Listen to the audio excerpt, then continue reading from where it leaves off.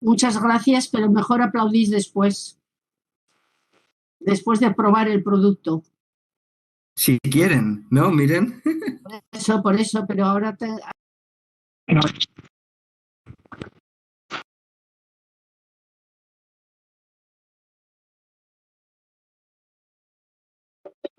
yo no tengo la imagen de las dos personas que van a hablar primero y no sé si les podré escuchar bien.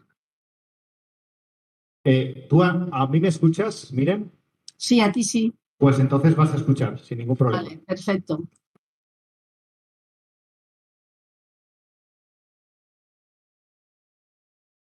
Bueno, pues vamos a empezar, si os parece. Quería agradecer en este acto la presencia, en primer lugar, no solo de las ponentes y el ponente, a quien Angus, que ahora presentaré, va a presentar, sino que lo que quería hacer es agradecer especialmente la presencia de los representantes y las representantes de 96 organizaciones que desde todo el país, desde diferentes comunidades autónomas, provincias, representando a diferentes sectores sociales, se han conectado a este debate. Es evidente que la inflación, que la crisis, que lo que está por venir y lo que ya está sufriendo la gente y lo que está sufriendo el país despierta este interés. Pero además que un 4 de agosto estemos presencialmente y conectados a un debate de este tipo, no solo creo que dice mucho de cada uno de los que estamos aquí, de cada una de las organizaciones que están conectadas, sino que dice mucho del tejido social y político de nuestro país y, por lo tanto, de la fuerza que tenemos para enfrentar la situación que viene por delante.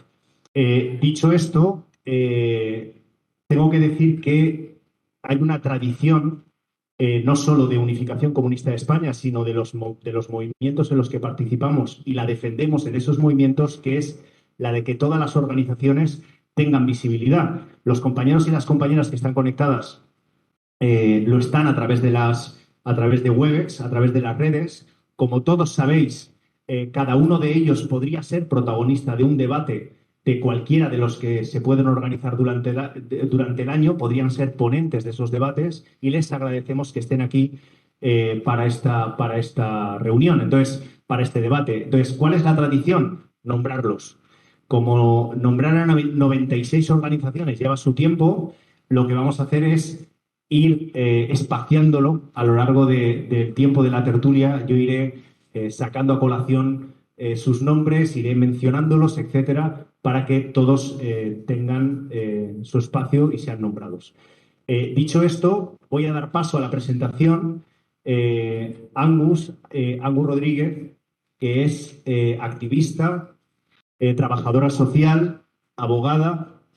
No solo es activista, abogada y trabajadora social, es un miembro de los ejecutivos políticos de Canarias, de Unificación Comunista de España, y además una respetada líder de movimientos sociales en Canarias, con una larga trayectoria que solo hace falta no buscarla en las redes sociales, que ahora está muy de moda, sino pasear por Tenerife y vivir en los movimientos o en los barrios de Tenerife para saber lo que significa el trabajo que lleva haciendo Angus durante muchos años, sobre todo por lo que se le respeta y admira. Entonces, Angus va a presentar a nuestros invitados y un aplauso, por favor, para Angus.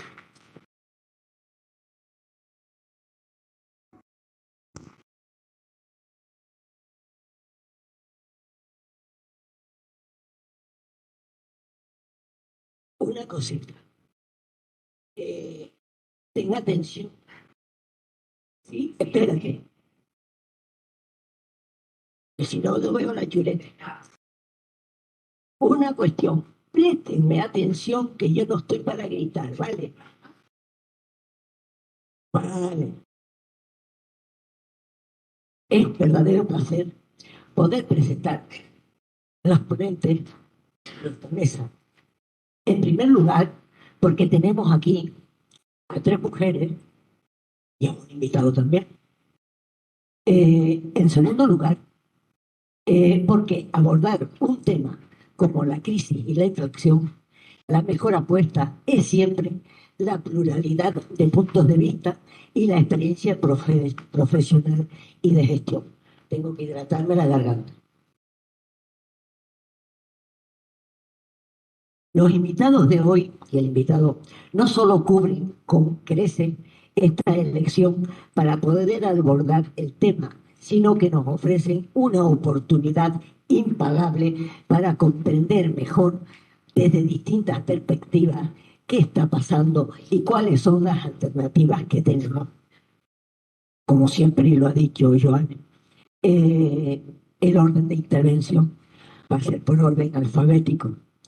Yo he celebrado que estemos aquí, pues, mayoría de mujeres, pero por el nombre del apellido, creo que voy a presentar primero a Yulen. Oh, vale. Bueno, presento a Yulen Boyain. Es que no soy guanche, pero soy de Canarias. Es doctor en estudios sobre democracia y profesor en la Universidad de Mondragón. Y además profesor en el posgrado en análisis del capitalismo y políticas transformadoras, interuniversitario entre la Universidad de Barcelona y la Universidad Autónoma de Barcelona. Y bueno, si quieres yo la palabra para Julen, o seguimos presentando a las demás. En segundo lugar estaría Silvia Cerdán.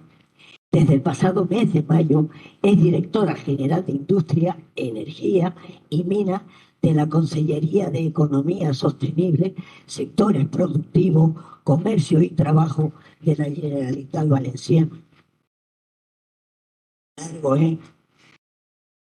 Actualmente es también concejala y portavoz socialista en el Ayuntamiento de Onda, en Castellón, y miembro de la Ejecutiva Provincial del Partido Socialista, País Valenciano, PSOE, en Castellón.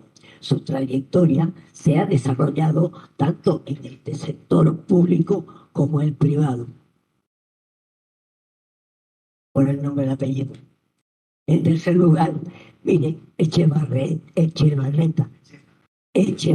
Soy canaria. Me cuesta. Es catedrática emérita en Economía Aplicada de la Universidad Autónoma de Barcelona, donde fue profesora desde 1974 hasta el 2006. Ha colaborado y participado con estancias en universidades de todo el mundo. Es autora de múltiples trabajos de investigación y ha participado en innumerables eventos, debates, reuniones, congresos y etc. en torno a diferentes aspectos de la transformación económica.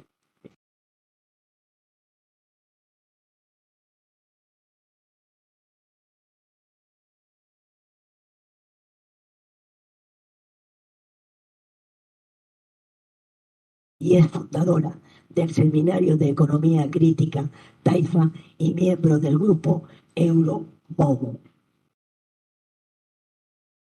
En cuarto lugar, esto parece una competición, Clara Ferrando es licenciada en Derecho, es por la Universidad de Valencia y tiene 2 maestrías financieras y fiscales.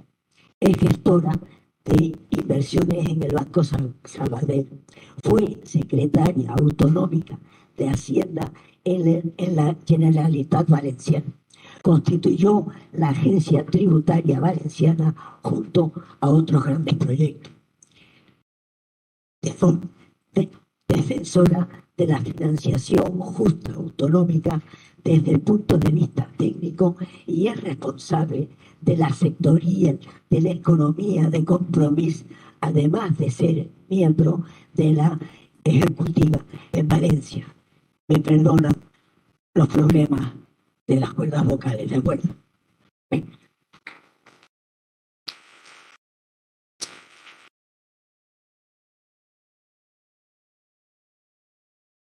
Bueno, pues vamos a empezar ya. Sin embargo, el orden de intervención, si os parece, lo que vamos a hacer es, primero intervendrán Clara y Silvia para hacer las intervenciones de los ponentes que son presenciales, y a continuación intervendrá Julen Boyain y Miren Echezarreta, que intervendrá la última de los cuatro. Cada ponente tiene 10 minutos de intervención y a continuación pasaremos a las que sean particulares o las que sean para los cuatro. Entonces, si os parece, empezamos. ¿Clara? Bueno, la verdad es que por muchas intervenciones públicas que hayamos realizado en nuestra vida, ver el salón que hoy significáis, la verdad es que un aplauso enorme, porque sé que es vuestra escuela de verano, pero la verdad es que imponéis, ¿eh? O sea, eso que te he dicho.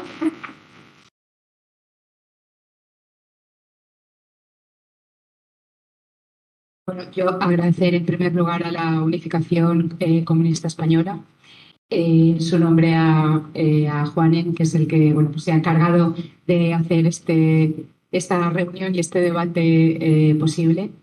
No sé, enhorabuena tanto a la gente que hoy estáis aquí como os comentaba, como a las 96 organizaciones que estáis online. Espero que, sé que estáis trabajando muy duro, ya nos ha contado Joanen que estáis desde el día 29 con ponencias, y bueno, yo creo que eso vale totalmente la pena cada día y cada hora para intentar hacer un mundo mejor, que es para lo que estamos aquí, cada uno desde el punto de vista de su ideología, pero confluimos seguro, ya solo como izquierda, en tantas cosas. Y hacemos tanta falta y tenemos que estar tan unidos, además, que, no sé, simplemente daros la enhorabuena y felicitaros y impulsaros a que sigáis trabajando, porque lo otro, si viene, sería muchísimo peor, y bueno, y tenemos que demostrar todo lo que significa nuestra ideología. Bueno, como decía Joanen, hablar de inflación y de crisis económica es muy difícil, y sobre todo en el momento en el que nos encontramos, que estamos que os voy a decir, en un momento muy difícil. Yo cuando me planteaba qué os iba a contar, es que no sé por dónde empezar, porque como todos son riesgos muchas veces, si veis mucho los telediarios, que casi es mejor no verlos, tan alarmantes, que alguno de ellos efectivamente puede ser, gracias, riesgos muy importantes que signifiquen pues que nuestra economía, la economía española, la economía valenciana, la economía española y la economía europea, como lo que nos pilla más cerca, suponga, principalmente después de verano, una situación tal vez un poco diferente a la que estamos viviendo en estos momentos. Yo recuerdo solo hace unos meses, porque cuando empiezas a pensar dices, yo recuerdo solo hace unos meses cuando solo nos preocupaba, acordaros, porque venimos de una crisis sanitaria que se llegó a convertir no del todo en una crisis política, porque en aquel momento hubo lo que necesitaban los estados europeos, en definitiva, que eran pues, bueno, las políticas monetarias, fiscales y monetarias que se pusieron en funcionamiento a través de todos los gobiernos en principio de los Estados miembros y por parte de Europa, para que hubiese liquidez en el mercado y para que las empresas siguiesen haciendo sus actividades económicas y produciendo, y que el mercado laboral no sufriese después de recordar todos los ERTEs, toda la ayuda a los autónomos, la posibilidad de que no se presentasen concurso de acreedores, bueno, todas las ayudas que se pusieron para que la crisis sanitaria no se convirtiese en una crisis económica, como ya habíamos aprendido que se podían hacer políticas de la crisis anterior del 2008. Solo nos preocupaba, os decía, cuando veíamos el telediario, qué cepa iba a venir, no hace poco, no hace nada, si la íbamos a poder controlar, y sobre todo que la población estuviese cuanto antes pues, a poder ser que nunca fue la población mundial, el máximo porcentaje de población vacunada. Y eso era nuestro mayor problema. Efectivamente, se puso tanta ayuda en el sistema que efectivamente cuando pudimos salir a la calle, ¿qué decíamos todos y todas? Es que tengo unas ganas de salir a viajar, es que tengo unas ganas de comprarme ropa porque llevo 2 años sin comprarme ropa. Al final, todo eso es positivo, por lo menos para el sistema económico.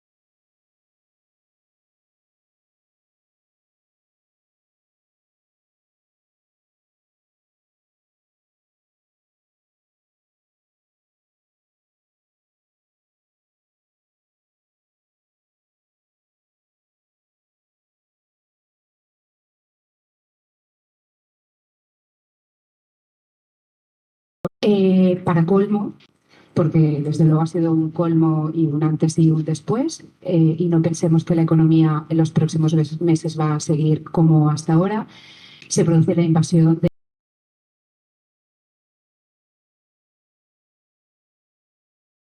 de Rusia a Ucrania, lo que supone que se siga, si no teníamos ya cuellos de botella, precios de las materias primas cada vez más caras, precios de la energía, del petróleo y del gas también cada vez más caro, si hay conflicto, si hay un conflicto bélico en Europa, porque nos guste o no, hay otros conflictos en el mundo, pero este es el que tenemos en Europa. Eh, mm, Dejando al lado, por supuesto, cualquier ideología, cualquier invasión, yo creo que no es justificable.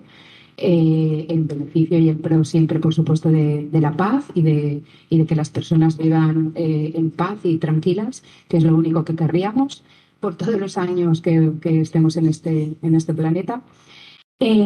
Bueno, pues lo que ha hecho esta situación geopolítica es agravar muchísimo hasta no sé qué punto la situación de la economía europea en particular. Hasta el momento es verdad que no todos son riesgos, también hay virtudes. Seguimos en crecimiento económico a nivel mundial, además un crecimiento económico bastante fuerte. Los beneficios de las empresas, los beneficios empresariales siguen fuertes, aunque es verdad que los datos económicos se van deteriorando, como es normal. Muchos gestores, muchos analistas a nivel macroeconómico piensan que efectivamente no vamos hacia una recesión económica. Tenemos un mercado laboral fuerte, los fondos europeos que tenemos mucha resiliencia,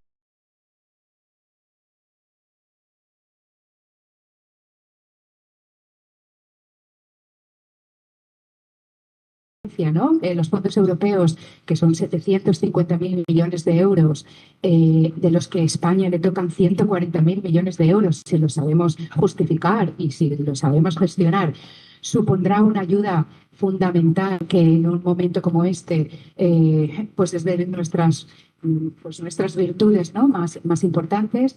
Y una de las cosas que yo no creo tanto, pero bueno, que decía el ministro José Luis Escrivá, es que el ahorro de las familias españolas, bueno, pues, o sea, la situación financiera de las familias españolas estaba muy saneada. Ojalá tenga toda la razón del mundo el ministro Escrivá, porque efectivamente hasta el momento la situación, el mercado laboral no se ha visto afectado. También porque, bueno, sabéis que el sector de actividad económica, el turismo, supone un 12% del PIB español.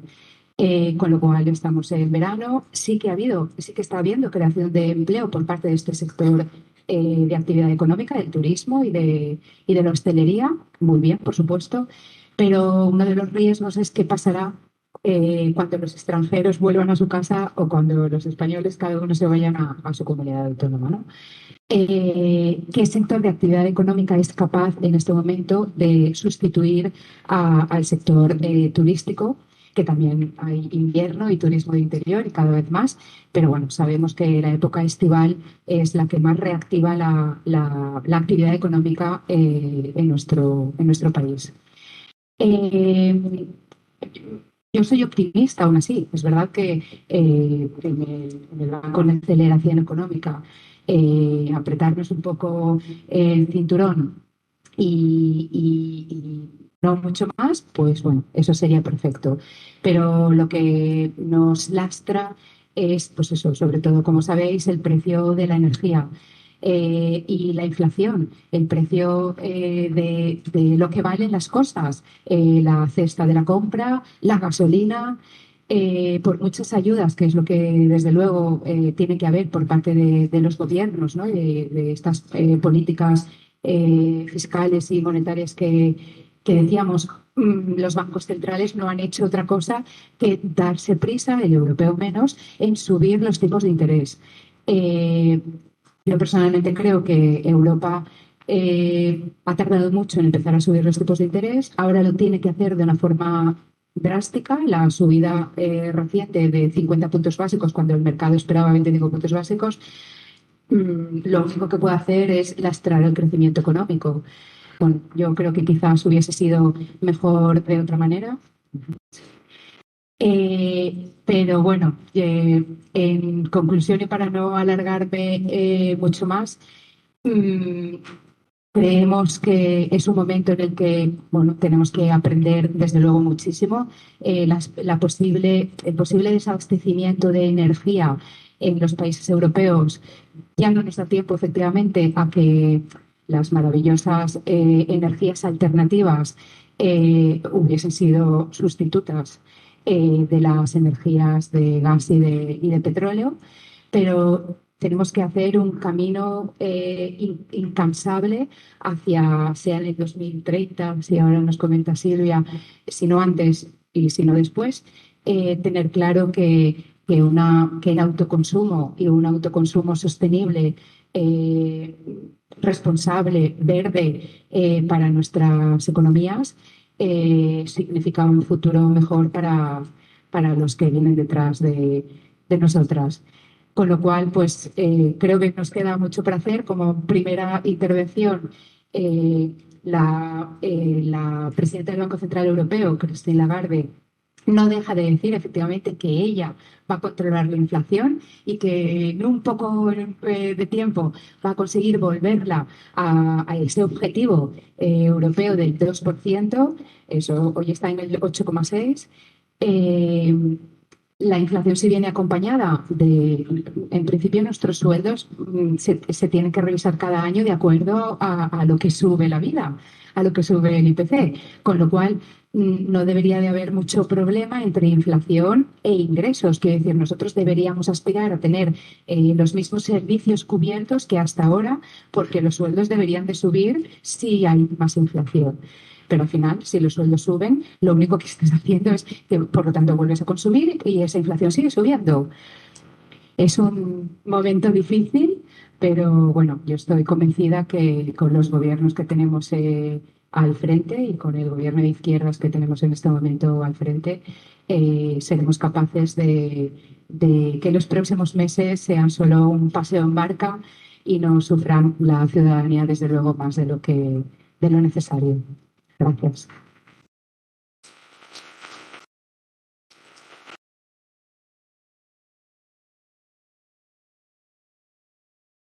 Bueno, aprovecho, como decía, para decir que desde A Coruña está conectada la Unión Sindical Obrera por un Mundo Más Justo, CGT, Long Hope, Galicia Sempre, que desde Álava está conectado Omnia, en concreto desde Llodio, que desde Alicante está Comisiones Obreras de Alcoy, que desde Almería está Murgui, Asociación Posidonia de Agua Dulce, Radio Rinconcito Sevillano, que en Asturias tenemos conectados a los compañeros de Comisiones Obreras, al SAT, bueno, las compañeras de la plataforma de ayuda a domicilio, las Kellys, Expoacción, Cáritas, la sección sindical de Comisiones Obreras y plataforma 8M. De momento, vamos por aquí y doy paso a Silvia.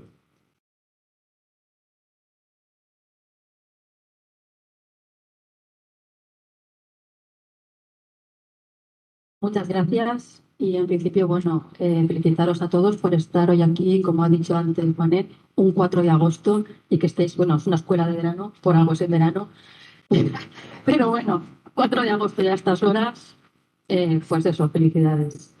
Bueno, yo como ha presentado Angus, soy la directora general de Industria, Energía y Minas. Llevo poco tiempo, llevo escasamente 2 meses y poco, pero tengo que decir que tengo la suerte de poder ser ahora mismo la directora general y poder lidiar un cambio económico de transformación para llegar al autoconsumo y a la autosuficiencia energética que falta nos hace. Estamos, como pone el lema, alternativas a la crisis de la inflación. Yo no creo que estemos tanto en una crisis general como tuvimos en el 2008, sino más bien en una crisis energética. Una crisis energética que bueno, viene causada principalmente ahora por la invasión de Rusia a Ucrania. Pero tengo que decir que si ahora estamos más capacitados para poder superar esta crisis es porque desde que en la Generalitat está el gobierno del Botànic se ha trabajado para cambiar el modelo económico del que partíamos cuando llegamos al gobierno. Desde el PSPB, en el cual milito, teníamos claro que el modelo económico que teníamos aquí en la Comunidad Valenciana no era sostenible ni era equilibrado. Se basaba en la economía del ladrillo. No sé si os acordáis, cuando llegó la crisis del 2008, aquí se derrumbó todo. Se basaba en una economía, como he dicho, desequilibrada, con un trabajo nada cualificado, en el que la gente abandonaba los estudios porque encontraba un trabajo remunerado, pero que por desgracia nada cualificado. Por lo que cuando vino la crisis fuimos los que más pagamos el pato de irnos al paro. Entonces, no como ahora, no había políticas como ahora de salvar, gracias a que como tenemos un gobierno en España progresista, con unos ERTEs que ha permitido que muchas empresas hayan sobrevivido a la crisis de la COVID por estas políticas, cosa que no pasó en el 2008, en el 2011, mejor dicho, con el gobierno de Mariano Rajoy del Partido Popular. Como he dicho, desde el PSPB y del Botànic se tenía claro que el modelo económico de aquí de la Comunidad Valenciana había que cambiarlo. Y ya nos pusimos manos a la obra en el 2018, o sea, mucho antes de que empezara la crisis actual. Y ya se creó el plan de transformación del modelo económico valenciano. Un modelo económico valenciano que iba a dirigirse a tener un desarrollo equitativo, un territorio equilibrado y sostenible, con una formación permanente, basado en la incorporación de procesos innovadores, una producción ambientalmente sostenible y una ocupación estable y de calidad, que tuviera garantía de seguridad y salud en el trabajo. Algo que hoy en día parece obvio, en el 2022, en el 2018 no lo era, pero nosotros ya lo vimos y empezamos ya a trabajar en este modelo. Por eso ahora, cuando llegan estas crisis, estamos más capacitados y más preparados para poder superarla. No lo esperábamos, pero bueno, en el 2020, ya nos lo ha contado la compañera, nos vino la crisis de la COVID. La crisis de la COVID nos levantó hacia arriba. Ella ha hablado de la parte sanitaria, yo hablaré un poco más de la parte económica, tal vez porque soy licenciada en económicas y veo más la parte siempre económica. Nos generó un problema de recursos, es decir, la economía estaba basada en que todos los inputs prácticamente necesarios venían todos del este, o sea, de los países asiáticos, concretamente de China. En el caso de la COVID, con el cerrar todo el transporte prácticamente nos quedamos sin materias primas. ¿Y qué supuso esto? Evidentemente un aumento de precios y el cuello de botella que ha dicho. No es que la inflación yo crea que venga tanto por un aumento de la demanda, sino más bien por una escasez de recursos. Es decir, tener menos inputs, por lo tanto, la demanda, aunque sea la misma, si tenemos menos oferta, hace que los precios suban. Cuando ya parecía que esto empezaba a recuperarse, es decir, empezábamos a salir ya de la crisis generada por la COVID de recursos de inputs, nos encontramos en la invasión de Rusia a Ucrania. Esto nos lleva, más que a no tener tanta provisión de recursos, sí a un alza en el precio de las materias primas por el proceso de la energía. Es decir, como todos sabemos, Rusia es proveedora principal en Europa de gas. Esto lleva ya no solo a que tengamos menos gas por parte de Rusia, sino que al haber menos gas, esto influye también en el resto de los proveedores de gas. Es decir, va a haber menos gas, con lo cual el precio del gas va a aumentar. Evidentemente, también es proveedora del resto pues, de fósiles, como es el petróleo. Todo va ligado, con lo cual, si algo empieza a ir mal, encadenadamente empieza a ir todo mal, y más cuando son mercados a futuro que están viendo el futuro, y con lo cual marcan los precios de futuro y no el que realmente sería ahora, porque realmente el barril del petróleo no está más caro que estaba hace 2 años, pero en cambio el precio de la gasolina es el doble o el diésel. Por lo tanto, no es tanto del precio del petróleo, sino del mercado como lo ve por la situación en la que nos estamos encontrando. Entonces, ¿cómo podemos abordar esta crisis? Evidentemente, lo que tenemos que dejar de ser es necesario, o sea, de tener que estar gastando energía que nos viene de terceros países, es decir, de los fósiles, como es el petróleo o pueda ser el gas. Y tenemos que empezar a ser autosuficientes en materia energética. ¿Y qué tenemos en España? ¿Y qué tenemos aquí en la Comunidad Valenciana? Sol, mucho sol. Por lo tanto, tenemos que empezar a ser autosuficientes energéticamente utilizando la potencia y la energía del sol. Y, por supuesto, también del viento en las zonas donde sea posible meter aerogeneradores siempre y cuando se respete el medio ambiente y el paisaje y el territorio. Eso lo tenemos que tener muy claro y desde el Botánico lo estamos trabajando para que sea así. Desde la Dirección General de Industria, pero básicamente desde el Botánico y sobre todo con el estallido de la guerra en Ucrania, se tuvo que acelerar el proceso de ser autosuficientes energéticamente, con lo cual se ha empezado a hacer una serie de decretos para que haya menos trabas administrativas para poder llegar a implantar zonas, o mejor dicho, plantas fotovoltaicas y plantas eólicas, para llegar a la autosuficiencia, porque el plan es que en el 2030 seamos a nivel de Estado un 47% de la energía generada sea sostenible, es decir, o bien eólica o bien solar. Y aquí en la Comunidad Valenciana la meta es crear dentro de la comunidad 10 gigavatios. Estamos muy atrasados porque partíamos de prácticamente nada, o sea, muy poquito. Toda la energía la comprábamos de fuera, bien venía, o bien venía de nucleares o bien venía de, pues, básicamente de restos fósiles. Como he dicho, desde la Generalitat se está trabajando, y en concreto desde la Dirección General donde yo estoy, pero os he dicho que tengo la suerte de estar aquí ahora y poderlo vivir.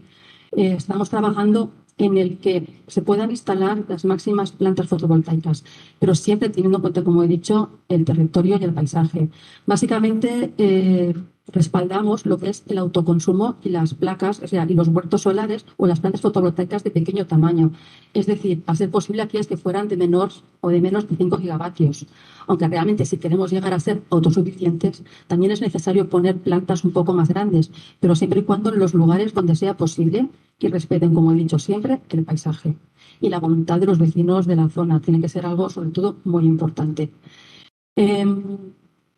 Siguiendo con el tema de las renovables, sí que es verdad que aquí en la Comunidad Valenciana es complicado, muy complicado, porque tenemos un territorio muy vertebrado en el que hay mucha montaña, hay mucha agricultura y por lo tanto poder instalarlas es complicado, pero no obstante, desde la Generalitat estamos trabajando en ello para que llegue a ser futuro, porque creo que cuanta menos dependencia tengamos de la energía exterior, más podemos tener claro, o sea, que no me sale la palabra, pues combatir la inflación. Es decir, porque, como he dicho antes, básicamente toda la inflación que tenemos ahora viene por los costes energéticos.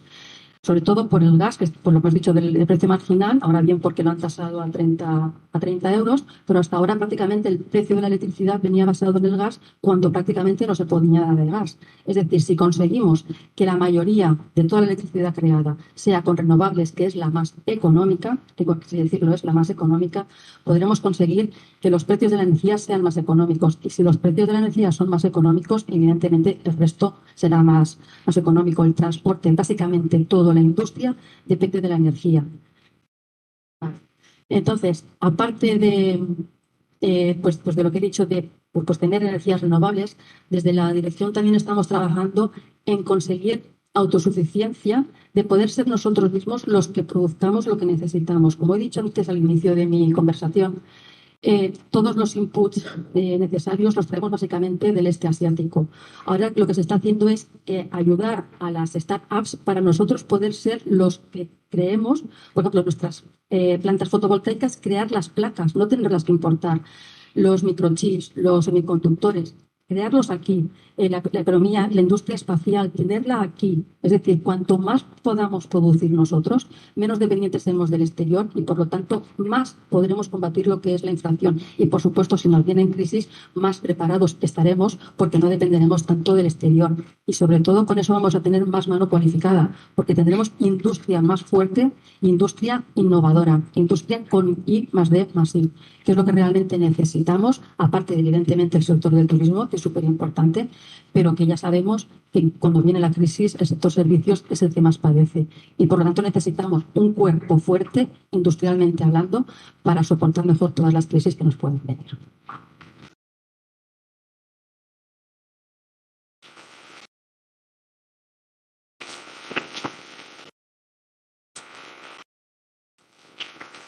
Bueno, vamos a continuar y aprovecho para nombrar desde Barcelona a las Kellys, Unión Cataluña, Edip Rey, Vecinos Municipalistas, Ágora Socialista, Stop Desahucios Hospitalet, Asociació Ciutats Cíviques y Solidàries, desde Córdoba, Unión Sindical Obrera, CGT, desde Gran Canaria, Izquierda Unida de Gran Canaria, ECUO, Federación de Asociaciones Africanas de Canarias, Drago Sataute, y desde Granada, Vamos Granada, Nuevo Milenio y Kim Pérez, la activista por los derechos trans.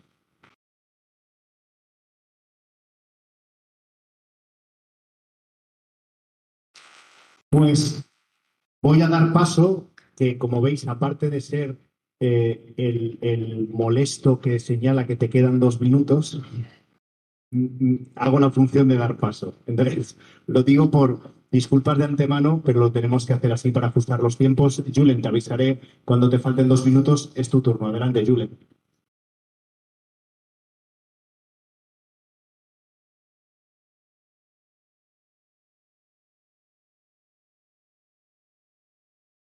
No se te oye. ¿Has escuchado, Julen? No, conecta el micro porque a lo mejor no tienes el micro.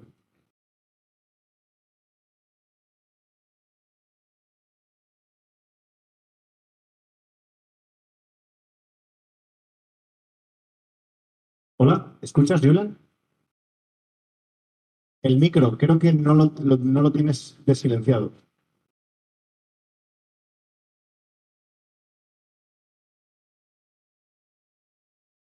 No. Aparece. ¿Ahora? Ahora. Vale. Lo tenía, pero no sé, le he dado de nuevo. No te he oído, pero me imagino que me has dicho que tire, ¿no? Bueno, sí te he dicho que voy a ser el molesto que te va a avisar cuando te queden 2 minutos, que me disculpes de antemano y adelante. Vale, no es necesario que lo tengo aquí en la pantalla, ¿vale? Así que tú tranquilo, Pues intentaré ceñirme. te lo agradezco mucho. Vale. Nada, además lo intentaré hacer brevemente porque luego me tengo que ir a las 9:30 y así pues puedo escuchar también alguna preguntita y podemos interactuar un poco, ¿vale? Entonces, comentaba Clara anteriormente, ¿no? Más o menos económicamente cómo funciona el tema de la inflación. Inflación, suben salarios y seguimos en la misma rueda, ¿no? Esto es lo que actualmente tenemos en mente, pero es cierto que si miramos los últimos informes que han salido, y me viene a mente uno de comisiones obreras, ¿no? Del primer trimestre del año 2022, dejan entrever que en este caso la inflación, solo el 13% de la misma está causada por los salarios, ¿no? Que hay otras cuestiones que no sé si se me ha ido o no, pero bueno, yo sigo. ¿Los de casa al menos me oís? Vale, bien. Que hay otras cuestiones que también están afectando mucho en esta crisis socioeconómica, ¿no? Y están, por un lado, como decía Silvia, los costes de la energía, indudablemente, pero tenemos, por otro lado, también los costes empresariales, ¿no? Los 2 ejemplos más claros que tenemos, ¿no? Y por los que se han puesto la prestación patrimonial o el impuesto por parte del gobierno, ¿no? Tenemos la gran banca, que el primer semestre del año 2022 ha ganado casi 9.500 millones de euros, ¿no? Que es un 20,98% más que en el primer semestre del año 2021, ¿no? Y tenemos, por otro lado, pues las energéticas, indudablemente, que ya en el 2021 cuadruplicaron sus beneficios respecto al año 2020 y que en este 2022 pues siguen incrementándolo, ¿no? Si vemos Repsol, en este primer semestre del año 2022 ha incrementado sus beneficios respecto al año anterior un 106%, y si vemos Iberdrola, por ejemplo, pues ha ganado también más de 2.000 millones de euros, incrementando un 36%, ¿no? Entonces, decía ayer mismo el propio secretario general de la ONU, Antonio Guterres, ¿no? Decía, esta grotesca avaricia está castigando a los más vulnerables, ¿no? Y hay que ponerle coto, y él decía que había que gravar estos beneficios extraordinarios, ¿no? Entonces, el gobierno de España, durante toda la pandemia y durante la crisis socioeconómica también, ha ido llevando algunas medidas, y probablemente la que está más en boca de todos últimamente, porque se acaba de llevar adelante, ¿no?, es este impuesto a la banca y a las energéticas, o a las grandes entidades financieras y a las grandes energéticas. Y lo digo así porque no es a un sector en su conjunto, a no ser que entendamos que es un sector oligopolístico y entonces sí les afecta a la gran mayoría, ¿no? Pero solo está afectando, en este caso, o se pretende que afecte a 9 entidades financieras y a 10 entidades energéticas, ¿no? Esto es algo que ya abrió la puerta la Comisión Europea, ¿no? Y como veíamos, pues el propio secretario general de las Naciones Unidas el propio día de ayer, ¿no? Entonces, bueno, tenemos medidas coyunturales que se han puesto para tratar de hacer frente a la situación actual. ¿Son suficientes? No lo sé. Tampoco es mi labor decir si estas medidas son suficientes o no, ¿no? Sí es cierto que lo que se pretende, en este caso, recaudar a través del impuesto a las grandes entidades financieras y a las grandes energéticas, no es ni mucho menos suficiente para hacer frente a los gastos ocasionados por las medidas de alivio o por las medidas dirigidas a los sectores más vulnerables de la sociedad, ¿no? Entonces, ¿qué creo yo que más allá de estas medidas coyunturales hay que llevar adelante? Porque es cierto que yo creo que más allá de la coyuntura actual tenemos un país, o tenemos, ya más generalmente hablando, una Unión Europea, la cual tiene ciertos retos que hacer frente y que desde hace unas décadas ya los está dejando para después, ¿no? Incluso tenemos políticas en este siglo XXI que no se toman y que se llevan a cabo viejas políticas del siglo XX, creyendo que vamos a tener resultados distintos cuando no han funcionado durante décadas, ¿no? Entonces creo que hay diversos retos a los que hay que hacer frente, ¿no? Comentaba un poco Silvia, pero de otro modo, con las placas fotovoltaicas, etcétera, viendo la situación que tiene en este caso la Comunidad Valenciana, ¿no? Pero bueno, tenemos un reto, indudablemente, que es la crisis ecológica, pero tenemos otros retos que también nos pueden afectar mucho, como pueden ser el incremento de las desigualdades, o como puede ser también la evolución del mercado laboral que tenemos a futuro, ¿no? Que, bueno, no sabemos muy bien lo que va a pasar con esa llamada revolución 4.0, pero sí parece que se va a dar una destrucción neta de empleo, ¿no? Entonces, ¿qué hacemos con toda esa gente que va a ser redundante en un mercado laboral el cual puede seguir su curso habitual sin contar con ellas, ¿no? ¿Qué hacemos? ¿Repartimos el empleo o buscamos la subsistencia de las personas independientemente de las inestabilidades macroeconómicas que pueda haber a nivel mundial, etcétera, etcétera, ¿no? Entonces, yo creo que hay dos medidas claras que hay que tomar, una a nivel estatal indudablemente y la otra yo creo que más a nivel, bueno, pues cuanto más supranacional sea, mejor, ¿no? A nivel estatal, sin duda una reforma fiscal. Es decir, tenemos un impuesto de sociedades, tenemos un IRPF que están totalmente, no sé si desfasados, pero bueno, que han tenido una evolución negativa al menos, ¿no? Y ponía hace poquito en Twitter un ejemplo, el impuesto de sociedades, desde el año 2007 al año 2021 los beneficios empresariales han crecido un 23,3%. Lo devengado en el impuesto de sociedades ha decrecido un 30,2%, ¿no? ¿Cómo es posible que suban un 23% de los beneficios y se reduzca un 30% la recaudación, ¿no? Bueno, pues eso es lo que tenemos que preguntarnos. Sin embargo, lo que ha aumentado un 30% es la recaudación del IRPF, ¿no? Lo que ha aumentado un 29% es la recaudación del IVA, ¿no? Y eso necesita una reforma de arriba a abajo. No vale con hacer unos retoques, sino que necesita una reforma en profundidad que modernice nuestro sistema fiscal y lo adecue al siglo XXI, ¿no? Por ejemplo, en el 2017, hace tan solo 15 años, el 10% más rico de la población pagaba en el conjunto del total del sistema fiscal un tipo medio de un 40%, ¿vale? Actualmente paga un 27%. Y el 10% más pobre paga un 28% de tipo medio. Es decir, proporcionalmente está pagando más de sus ingresos el 10% más pobre que el 10% más rico, ¿no? Y esto necesita un cambio. Y por otro lado, lo que decía, necesitamos una renta básica incondicional que permita garantizar la existencia material de la ciudadanía por el simple hecho de ser personas, independientemente de lo que pueda pasar en el mercado laboral, independientemente de que pueda haber un empleo para él o para ella o no, de que lo encuentre o no, o de que sea como ocurre actualmente. En el Estado español el 13% de trabajadores y trabajadoras son trabajadores pobres. ¿Qué pasa? Pues bueno, una renta básica nos da también ese poder de negociación, esa libertad para poder hacer en nuestra vida lo que queramos, ¿no? Para poder elegir, para poder tener esa libertad de decir que no, también cuando queramos hacerlo, ¿no? ¿Por qué una renta básica? Básicamente, actualmente se habla mucho de renta básica por 3 razones. En primer lugar, el fracaso absoluto, no sé si absoluto, pero bueno, el no cumplimiento de los objetivos de los programas de rentas mínimas.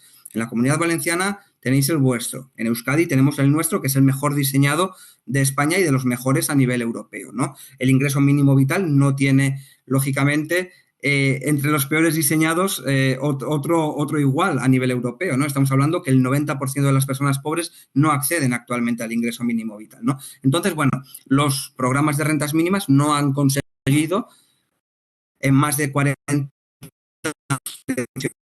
cumplir sus objetivos. En segundo lugar, teníamos la evolución del mercado laboral. Es cierto que cada vez más gente habla de la renta básica como una posible solución a esa destrucción neta de empleo, ¿no? Para que todo el mundo, independientemente del mercado laboral, tenga sus necesidades básicas cubiertas, ¿no? Y en tercer lugar, tenemos los proyectos piloto. Muchísimos proyectos piloto que se han puesto a nivel mundial, ¿no? El más conocido, Finlandia, pero el año que viene empezará uno en Cataluña, promovido por el Gobierno de la Generalitat, ¿no? Y esos proyectos piloto ya se han hecho más de 200 a nivel mundial, lo que hace es que grandes medios de comunicación abran sus portadas hablando de renta básica, ¿no? Y eso nos permite, pues, hacer pedagogía, hacer difusión y que cada vez más gente entienda lo que es una renta básica, ¿no? Por lo tanto, estas cuestiones permiten que, bueno, que la renta básica cada vez se discuta más y que sea antes tomada como una utopía, pero que cada vez más gente tome la renta básica como una medida factible y que puede llegar a estar, ¿por qué no?, a las puertas de la esquina y que traería muchos beneficios para el total de la sociedad, ¿no?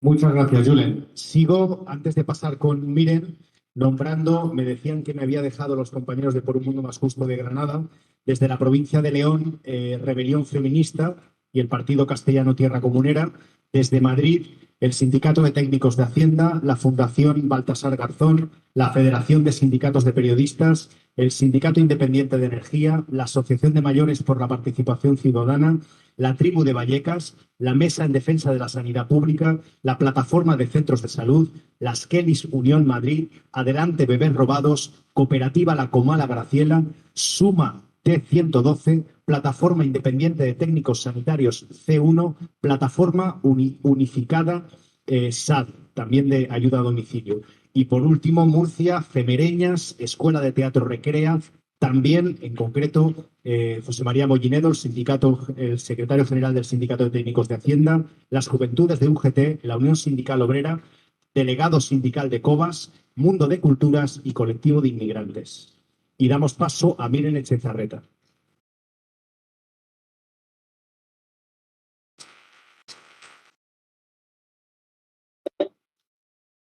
Hola, buenas tardes a todas y todos.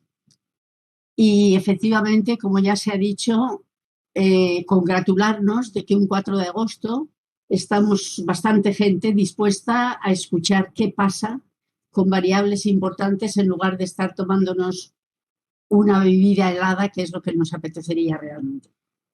Bueno, resulta que... No sé si al final Maribel se ha podido conectar, no podía conectarse.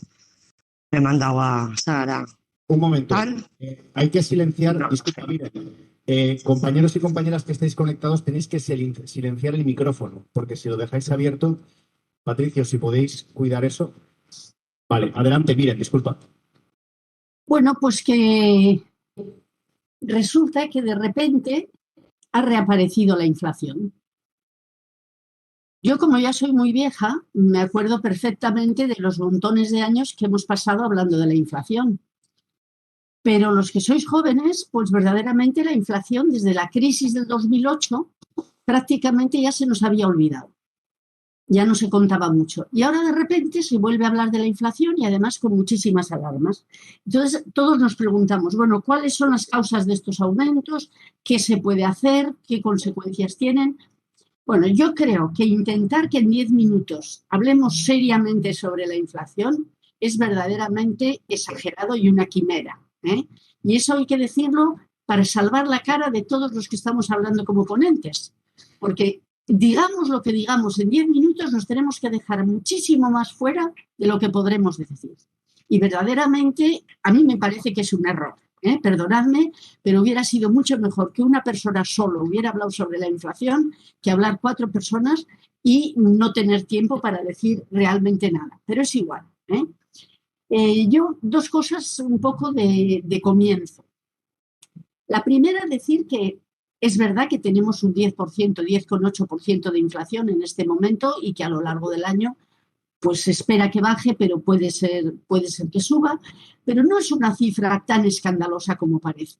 A ver, no es buena, pero en este país, en 1977, los precios subieron un 27%. O sea que no es para asustarse tanto. No es que sea bueno, hay que procurar que no sea tanto, pero no voy a hablar de ello como si fuera verdaderamente el fin del mundo o una verdadera catástrofe. Eso por una parte. Y por otra parte, preguntarnos por qué este fenómeno, que es importante y grave, pero insisto, no es tan desastroso, por qué está llevando a esta tremenda alarma que están haciendo todos los medios oficiales. El gobierno y todos los entes oficiales están hablando como si el otoño fuese verdaderamente el desastre. Yo no sé si va a ser el desastre o no. Muy brillante no parece que se presenta. Pero a mí me gustaría mucho saber cuál es la razón de fondo para meter ese miedo en el ánimo de todos nosotros. ¿Por qué se está hablando tanto de que el otoño va a ser una verdadera catástrofe? Puede serlo, no digo que no vaya a serlo, yo no soy demasiado optimista, pero que hay razones extrañas por debajo de todo este tinglado. Vamos a intentar muy brevemente el mencionar algunos puntos, que algunos ya se han mencionado y no los repetiré, pero algún otro punto. En primer lugar, decir que no es verdad rotundamente que la inflación esté causada por la guerra de Ucrania. Creo que es una mentira voluntaria. La inflación había empezado ya. La inflación empezó en cuanto se inició la recuperación de la pandemia. ¿Por qué razones? Yo no tengo tiempo ahora de decirlo. La inflación actual es un fenómeno multipolar que tiene muchas causas. Pero no nos olvidemos de que empezaron a actuar antes de la guerra de Ucrania. No quiere decir que la guerra la haya mejorado. No, la guerra la está empeorando y está empeorando mucho. Pero es un insulto a la inteligencia hacernos creer que esta inflación ha empezado con la guerra. Yo creo que no nos podemos olvidar que en el fondo de todo el sistema capitalista hay permanentemente una tensión entre la distribución de la riqueza y de la renta, entre el capital y el trabajo, que siempre lleva a la inflación. Puede ser que haya unos años en los que la inflación disminuya, pero a la larga vuelve el sistema capitalista a sus razones de fondo profundas. Y una de ellas importante, es el conflicto por la distribución de la riqueza y de la renta, que es la inflación. De todas formas, sin entrar en las causas, porque no tenemos tiempo, la verdad es que se ha invertido la corriente de los precios bajos y se ha iniciado un proceso de subida de precios. Y entonces estamos ahora intentando ver qué se puede hacer. Porque la ciudadanía resentimos mucho la inflación, sobre todo en un periodo como el actual en que los salarios no están subiendo. Los salarios están subiendo en proporciones irrisorias. Muchos salarios están bajando. Las condiciones del mercado de trabajo son bastante lamentables, aunque luego comentaré que hay una cierta paradoja también. Pero de todas formas, entonces, lo que sucede es que los gobiernos se ven obligados a enfrentar al tema de la inflación porque la gente vota según cómo le va. Y la verdad es que la inflación perjudica muchísimo a las clases más modestas, pero a todas, también a la clase media trabajadora, como dice ahora el presidente Sánchez, que ha encontrado este eslogan repetidamente. Es decir, que vamos a ver entonces qué medidas está tomando el gobierno para resolver el problema de la inflación. Tampoco me dará tiempo de entrar en todas ellas, pero querría comentar algunas. En medio de todo esto, quisiera también señalar que hay algunos elementos colaterales que hacen que la situación en España sea por lo menos más extraña que en otros sitios. Porque lo que no se puede entender de ninguna manera es cómo, pensando que venía la inflación encima, se hace una actitud tan extrañísima, y no quiero decir lo que de verdad opino, con lo que ha sucedido, por ejemplo, en el Sáhara. Resulta que los principales proveedores del gas, que es Argelia, y en parte también de petróleo, les damos una bofetada enorme sin más explicaciones. Entonces uno se puede preguntar, bueno, pero a ver, ¿va en serio lo de luchar contra la inflación? ¿O es pura retórica?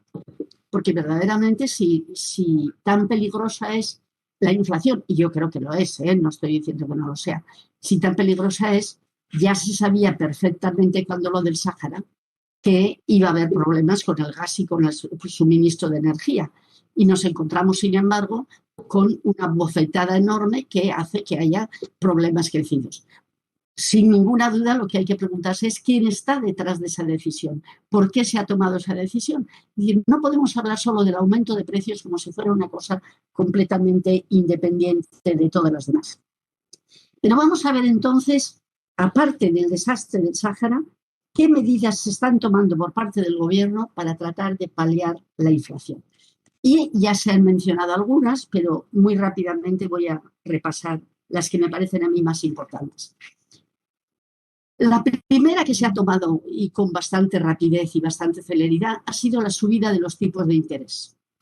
Es decir, el Banco Central Europeo y el sistema de bancos norteamericano, la Reserva Federal, han subido los tipos de interés después de mucho tiempo de que el tipo de interés estaba bajísimo, prácticamente negativo.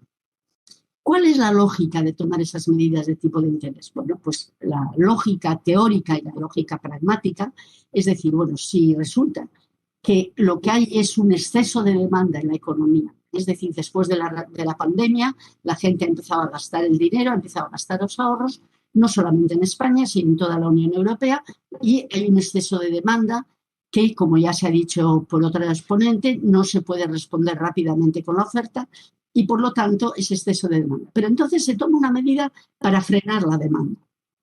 Subir el tipo de interés para que, al subir el tipo de interés, las empresas y los particulares tienen menos interés, no les importa, no quieren pagar ese tipo de interés tan alto y van reduciendo sus créditos, su petición de créditos. Y eso supone ir reduciendo la demanda de la economía en general y eso lleva a un parón de la economía, a una desaceleración de la economía que puede llevar eventualmente, en este momento todavía no estamos ahí, pero puede llevar a una recesión, es decir, puede llevar a una crisis más. Entonces, la primera pregunta es decir, bueno, ¿y por qué se ha tomado esa medida? ¿Es de verdad una crisis de demanda? Los mismos autores de la economía convencional que escriben en El País y en 5 días y en cosas de estas, dicen claramente que no es una crisis de demanda. No es en absoluto una crisis de demanda, sino que es una crisis de muchos elementos, como ya he dicho, es polifacética, pero de demanda, desde luego, no parece que es. Es una crisis, si se puede decir de qué es, bastante más de oferta que de demanda.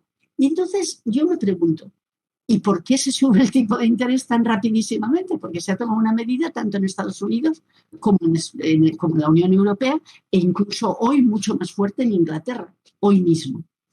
Entonces, de verdad que todo este tema está lleno de paradojas, por lo menos para mí. 2 minutos. Que no entienda muchas cosas, pero verdaderamente, entonces una pregunta es decir, ¿por qué se toma de la inflación ¿Es posible que sea para ayudar a los bancos a recuperar sus tasas de beneficios? No me parece muy posible. Pudiera ser, ¿eh? Yo no lo sé, pudiera ser, pero no entiendo muy bien todo el tema que se está creando, ni del pánico en la población que se quiere generar diciendo que vamos a tener un otoño desastroso, ni tampoco el tomar una medida que conduce directamente al freno de la economía, que puede volvernos a la cifra de paro, que puede llevarnos a una recesión. Entonces, no entiendo muy bien realmente qué está pasando. Hay muchas cosas extrañas, insisto, en esto de la inflación, porque, por ejemplo, a pesar de la inflación y a pesar de que hay una desaceleración de la economía, resulta que en Estados Unidos hay más de 4 millones de trabajadores que han dejado su trabajo, porque no están de acuerdo con su trabajo. Y en algún país de Europa, no tanto, pero algunos parece que empieza a plantearse el mismo fenómeno. Es decir, que en lugar de que todo el fenómeno de la inflación y de ese miedo a la crisis lleve a un frenazo de la economía y a que los trabajadores estén más y más asustados, que es lo que parece que se está intentando dirigir, resulta que hay trabajadores que dejan el trabajo y además en un sitio como Estados Unidos donde hay poquísimas ayudas al paro. Entonces, estamos viviendo una etapa enormemente turbulenta en la economía y lo que hay que tener en cuenta es que todo lo que está pasando hay que situarlo además en todas las turbulencias que hay por la lucha por la hegemonía que hay entre Estados Unidos y China.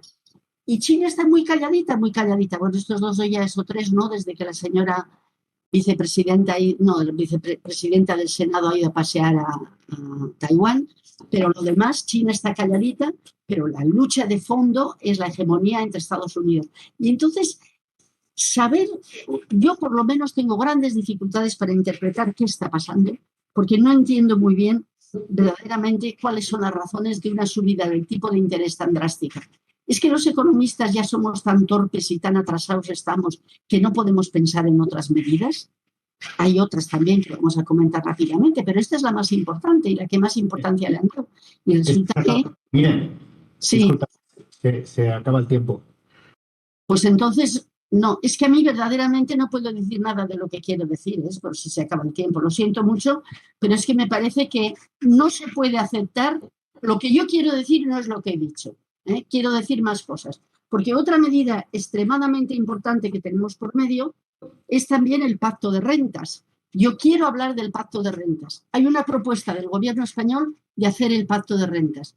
Y verdaderamente para hacer el pacto de rentas y decir que la inflación ya está y subirá o bajará, pues perdonadme, pero me parece que es un disparate. Y entonces, por lo menos, del pacto de rentas quiere decir algo. El pacto de rentas, como todos sabéis, quiere decir simplemente que se van a poner de acuerdo los agentes sociales, por un lado la patronal y por otro lado los trabajadores, para que los precios no suban por encima de lo que están subiendo. Es decir, que no haya la espiral de precios-salarios, que al subir los precios no suban los precios de las empresas y que los trabajadores no pidan un aumento de salarios. Y fundamentalmente se pone un acuerdo. Y de hecho el pacto de rentas parece que el acuerdo ya está bastante pergeñado y bastante planteado. Bueno, pues ese pacto de rentas es una medida absolutamente injusta y desigual, por 2 razones fundamentales a mi modo de ver. En primer lugar, por decir, ¿quién controla cómo van a subir las rentas? Las rentas de los trabajadores se controlan muy fácil porque son las nóminas. Y como las empresas tienen todo el interés en que realmente no suban los trabajadores, los salarios, no suben y no suben. Pero ¿quién controla las rentas de las empresas? Fíjese que la propia ministra de Economía dice, será mejor intentar que los márgenes no suban. Bueno, ¿quién controla los márgenes de las empresas? ¿Quién controla todo lo que se mete en la contabilidad por un concepto o por otro? ¿Quién controla además que luego, según esos márgenes, sean unos beneficios otros? Yo creo que el pacto de rentas es una medida enormemente injusta y que tenemos que tener en cuenta, porque hay otra cosa, que los trabajadores que pierden las rentas porque no se van a subir los salarios de acuerdo con la subida de precios, esos trabajadores nunca recuperan esas rentas. Han perdido las rentas y ya no cobran esas rentas. Sin embargo, las empresas, si no pagan los impuestos que tienen que pagar o no pagan las rentas a los accionistas, porque también se cierra la distribución de rentas a los accionistas, acumulan el patrimonio, se quedan más ricos y eso enriquece la empresa. Es decir, que los trabajadores pierden lo que negocian, las empresas acumulan lo que negocian. ¿Qué provisiones hay en los pactos de rentas para Es que que eso no tenemos que suceda? pasar a las preguntas. Lo siento mucho, pero creo que esos elementos hay que mencionarlos si queremos mencionar. ¿Me puedo saltar todas las demás medidas de... Es que tiempo no tenemos más. Miren, No, ya sé que no tenemos tiempo, pero entonces me parece que no se puede hablar en estos términos de la inflación y creer que hemos hablado de la inflación. No hemos hablado nada más que mencionar la inflación, como mencionamos, bueno, pues que Europa empieza en los Urales y acaba no sé dónde. Pero realmente creo de que hay todas que formas, hacer ver en este claramente, perdona, creo que hay que hacer ver claramente que esto no es hablar de la inflación, porque creemos que hemos hablado de la inflación y nos hemos dejado en medio todo. Y entonces creo que por lo menos esa conciencia tenemos que tener. De todas formas, una cosa, sí que es importante porque nosotros, por ejemplo, y solo nosotros, hemos organizado este año más de 60 debates y el año que viene seguramente organizaremos pues 100 o 120 debates, por no hablar de los debates que organizaremos todavía de aquí a diciembre. O sea que hemos querido señalar un camino que es el de hay que escuchar los especialistas, hay que escuchar a diferentes especialistas desde diferentes sensibilidades y colocar el camino y señalarlo para empezar a hablar. Entonces, te lo digo, Mire, porque si te parece, vamos a las preguntas para que se puedan hacer No, preguntas. Y perdona, entonces, y entonces es que perdona sí, que os pido excusas porque verdaderamente estoy muy enfadada de que creamos que estamos hablando de la inflación. Podéis organizar todos los debates que queréis. Si todos son como este, verdaderamente no hablamos en serio de la inflación y estamos siendo enormemente superficiales. Perdonadme, pero es que me parece que es necesario, como dice algún diputado catalán, alguno había de decir, ¿eh? Alguno lo tenía que decir. Y exacto, miren, de todas formas, en este caso, lógicamente, verdaderamente no estamos hablando para nada de lo que se podría está hacer. claro. De todas formas, lógicamente haremos otros debates, igual que hemos hecho debates con un solo ponente. Pero en este caso hemos Ya. querido señalar este No, camino es que sobre todo no quiero que se interprete que tengo nada contra las ponentes anteriores, y los ponentes no, anteriores. Creo que habrán sufrido las mismas limitaciones que estoy sufriendo yo. Lo que pasa es que son mucho mejor educadas y no lo dicen. Pero yo lo digo porque me parece que es grave que la gente que está luchando en la calle crea que ya sabe sobre la inflación sobre la base de estas cosas. Pero bueno, no quiero decir mucho más de esto porque ya veo que se me ha terminado el tiempo. Vale. Lo que quiero señalar es que de las medidas que se han señalado, Pero yo miren, una creo cosa, que disculpa, es que tenemos. hay que revisar estructuralmente las medidas de Miren, oferta, pero que no es la oferta tampoco, ¿eh? Que es una cosa mucho más profunda de sistema económico y que el vale, de sistema todas formas, económico... es que creo que también hay un problema, miren, porque como estás conectada telemáticamente, es que aquí hay más de 100 personas. Entonces, creo que es importante, lo digo porque está claro lo que planteas y entonces seguro que tendremos Bueno, la oportunidad y pues me callo, pero yo creo que lo que hay que tener en antes cuenta es que de por lo poder menos contar en otro debate. déjame medio minuto y me callo, ¿eh? Creo que es importante tener en cuenta que no podemos estar viviendo con el miedo a lo que pueda pasar y por eso frenar nuestras reivindicaciones. Creo que hay que seguir luchando por conseguir mejorar las condiciones de vida de toda la población, de la clase media trabajadora y de la clase no media. Hay que seguir luchando y hay que seguir luchando a la vez por cambiar el sistema, porque si no cambiamos el sistema tampoco se podrá resolver nunca la inflación, que es una de las características estructurales del capitalismo y mucho más del capitalismo globalizado actual. Gracias. Perdonadme, ¿eh?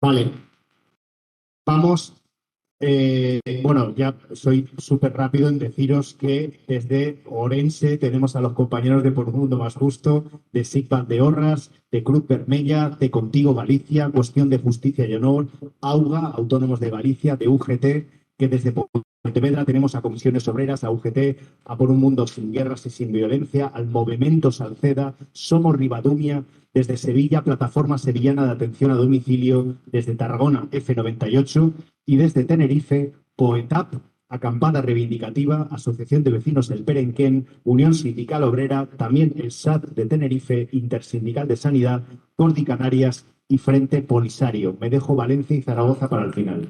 Bueno, vamos a pasar a las preguntas.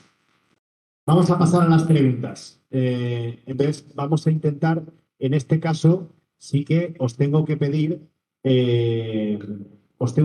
que las preguntas sean concisas y las respuestas vamos a intentar, como seguramente las preguntas sean que las podéis contestar quienes consideréis, sí que en este caso vamos a intentar compensar el tiempo que ha cogido Miren para que sea equilibrado, ¿vale?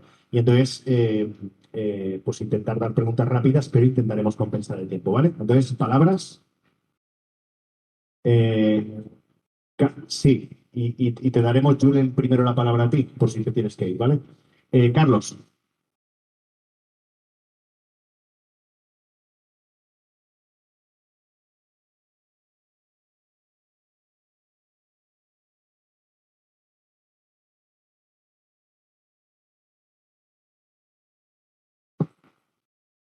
Bueno, primero buenas noches.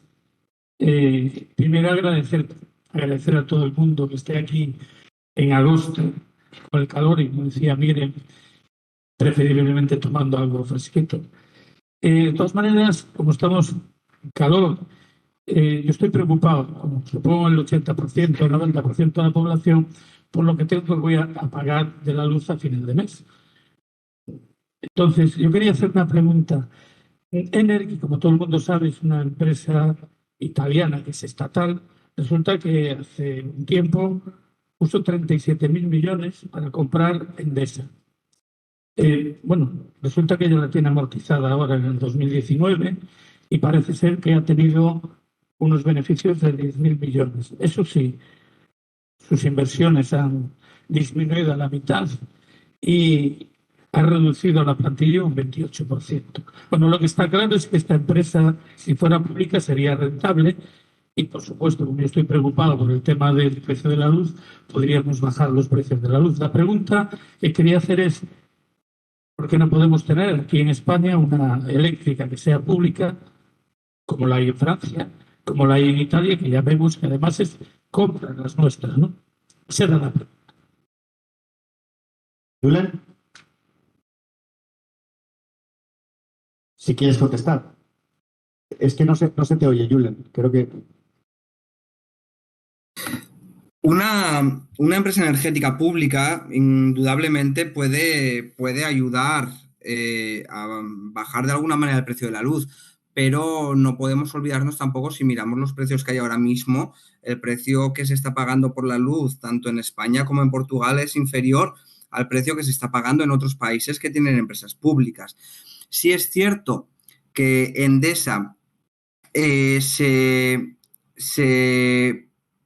se privatizó, ¿vale? Con González y con Aznar en dos tramos. Esto Miren seguro que lo conoce también mejor que yo, porque cuando yo nací Endesa estaba casi privatizada ya al 100%, y ha dado beneficios ahora que representan alrededor de un 30% de lo que costó, de lo que se ingresó, de lo que ingresó el Estado por su privatización, ¿no? Por lo tanto, indudablemente es muy rentable, pero no podemos obviar tampoco que actualmente no hay posibilidades de una nacionalización y que vaya a influir inmediatamente en el precio de la luz, ¿vale? Que muchas veces hablamos de esa manera, pero tampoco podemos llamarnos a engaño y tenemos que ser conscientes de las limitaciones que tenemos en el mercado eléctrico en su conjunto, que es un mercado muy complejo a ese respecto. Muy bien, pues más preguntas. Adrián.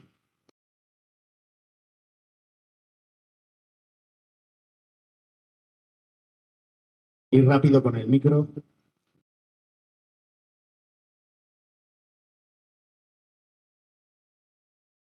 Bueno, lo primero, daros las gracias. Es un placer teneros aquí esta noche. Yo soy coportavoz de las Juventudes de Unificación Comunista de España y a ver, os quería preguntar lo siguiente que me ha surgido. A ver, en el 2008 nosotros veníamos diciendo que, eh, a ver cómo lo digo, vivimos una crisis de la que todavía hoy sufrimos. Empezó en 2008 y la seguimos teniendo hoy.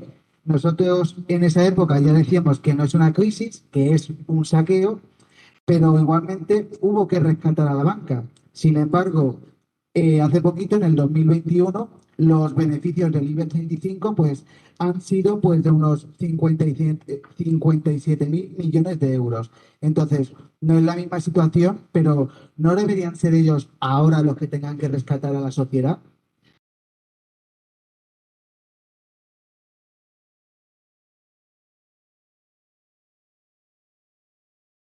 Qué muy buena pregunta.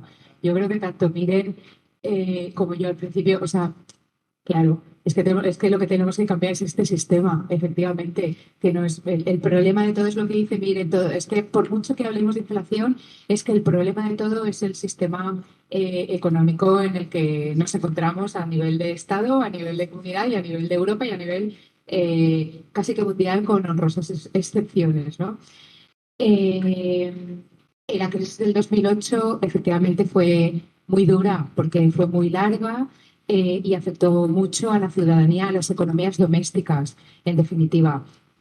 Es cierto que bueno, no se sabe, pero la crisis pandémica, ¿no? La crisis sanitaria no ha llegado, por lo menos aún, a convertirse en una crisis como la que fue la del 2008, que es la primera vez además que se tuvieron bueno, la primera vez desde hacía años que se tuvieron que tocar hasta los tramos del IRPF porque también hubo un problema de inflación muy importante que ahora es una de las cosas, la deflactación de la que se empieza a hablar y no se dejará de hablar, supongo, ¿no? También es un tema muy importante a nivel tributario, para que no nos afecte, para que los tramos del IRPF, o sea, no paguemos más en concepto de IRPF porque haya inflación.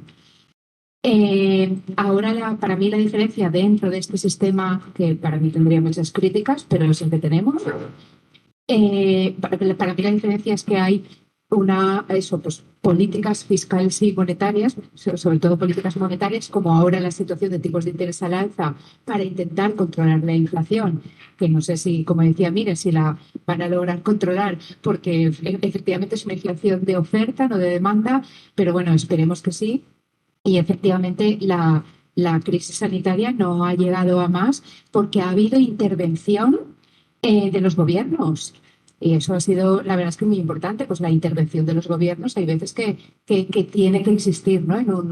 En contra de un pensamiento liberal, que sería, pues bueno, que los estados no intervengan. Pues sí, es muy importante las políticas monetarias muchas veces por parte de gobiernos y de bancos centrales para intentar que no caigamos, que no entremos en una crisis económica por lo menos muy profunda. A ver, yo contestando a la pregunta de si la banca debería ahora rescatar a la sociedad, yo no sé si puede rescatar a toda la sociedad, pero sí contribuir a ayudarla. Y por eso ahora mismo el impuesto extraordinario a la banca creo que es necesario y que parte de los beneficios extraordinarios que están teniendo nos reviertan. Que nos salven por completo, lo dudo. O sea, ni lo van a hacer ni lo pueden hacer, pero sí contribuir a ayudarnos en todo. Vamos a otra pregunta. Lola.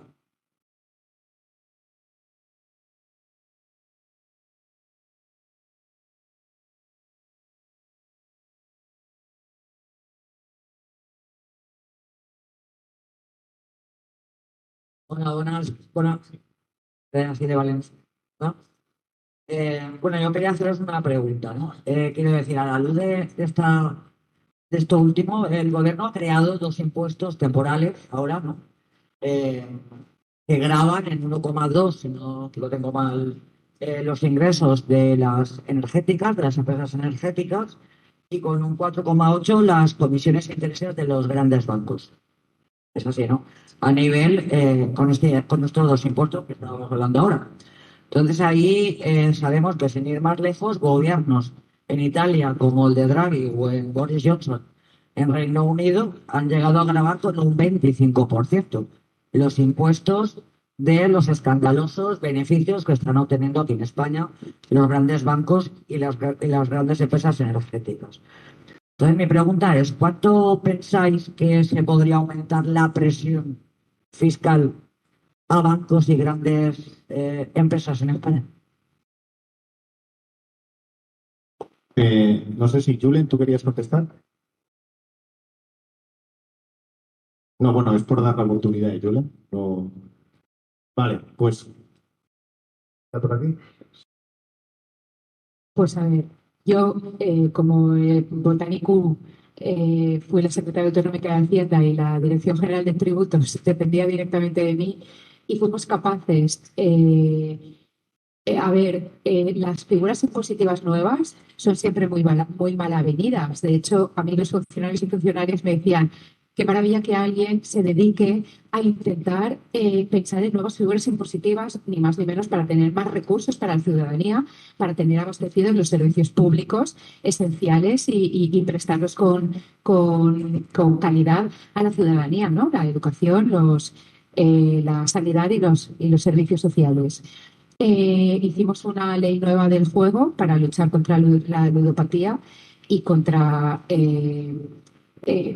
hicimos una política muy activa y de subida en tipos de interés, en concreto en las casas de apuestas, que no os podéis ni imaginar lo que sufrimos, porque claro, los empresarios del sector del juego se revolvían, no querían, por supuesto, que les subiésemos los impuestos.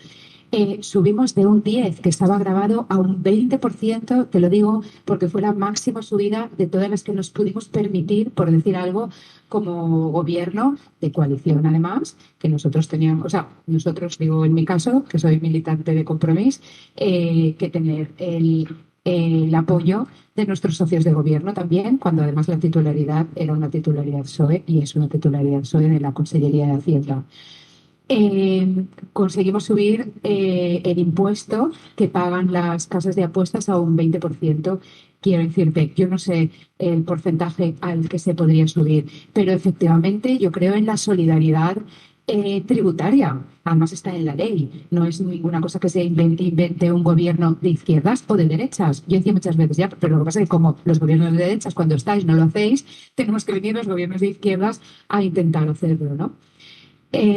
Yo no sé el porcentaje, pero desde luego creo que efectivamente si hay sectores de actividad económica donde está el beneficio económico en un momento determinado, me da igual que sean bancos, pero casi siempre son bancos y eléctricas en este momento y energía, pues justo sería para ayudar por un principio de solidaridad. Igual que queremos el impuesto, bueno, no sé si esto crearía mucho debate, ¿no? Pero a los inmuebles de la iglesia, ¿no? Pues si todo el mundo pagamos por nuestros inmuebles, ¿por qué no la iglesia paga por sus inmuebles? Quiero decir, hay tantas cosas que arreglar, pero efectivamente donde hay beneficio debería de existir solidaridad tributaria y cuanto más mejor porque nos ayudaría a todas y a todos a tener una desaceleración económica pues un poco más cómoda. A ver, yo no sé si tanto la recaudación puede ser por este impuesto extraordinario porque se aplica sobre las comisiones, sino tal vez tocando el impuesto de sociedades. Yo creo que ahí sí que se podría obtener mucho más beneficio y más redistribución de la riqueza. Con el impuesto de sociedades que hoy en día, lamentablemente, como han comentado antes, es muy bajito. Mariano. Miren, quiere decir, sí, miren, un momento. Miren. No se te oye, miren. Solamente decir que depende de la fuerza política, de la población y de los distintos partidos. Cuando se inició la transición en este país, la tasa de imposición del IRPF era 64 y pico %. Y ahora es un 40 y pocos. Entonces, eso quiere decir que depende de la composición de las fuerzas políticas. No hay ninguna medida que yo sepa establecida por ninguna medida más que la composición de fuerzas. Gracias, Miriam. Mariano.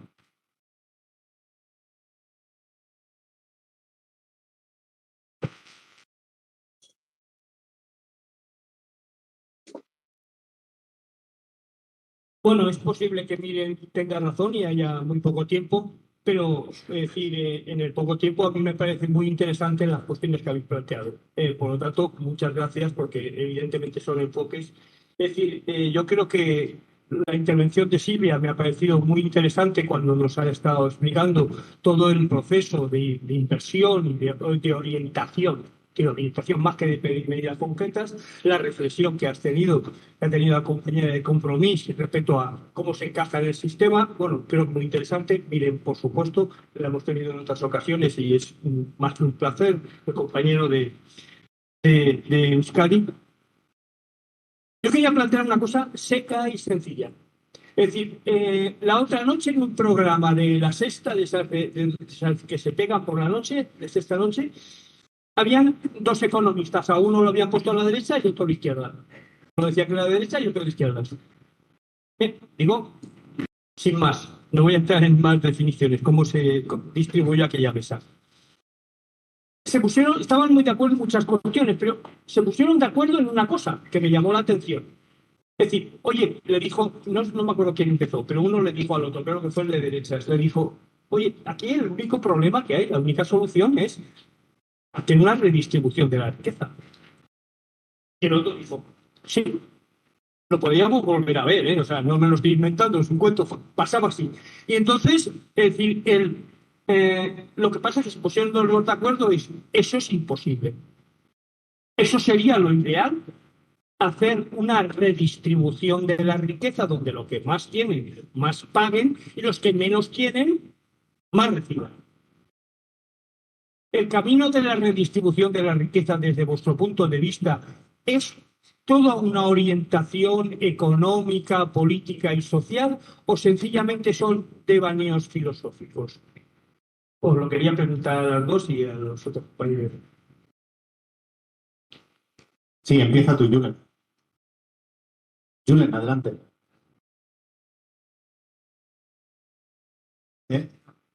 ¿No puedes? Ahora. Ahora.